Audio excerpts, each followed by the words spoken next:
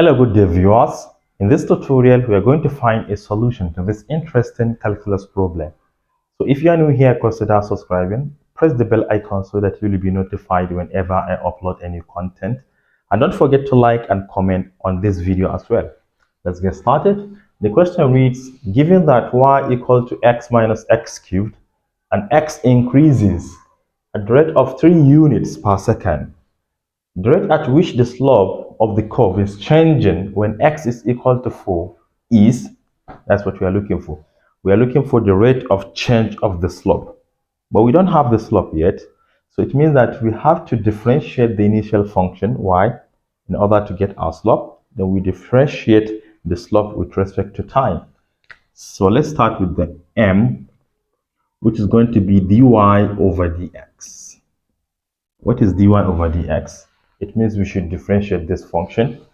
Derivative of x is 1 minus derivative of x cubed. 3 will drop down to multiply x, and you reduce 1 from the exponent, it becomes 2.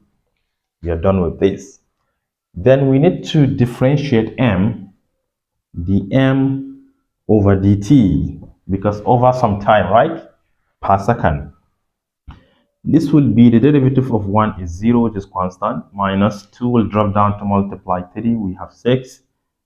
X power of 2 reduced by 1, it becomes 1. But remember, with respect to t, so you multiply by dx over dt. So this is exactly what we are looking for.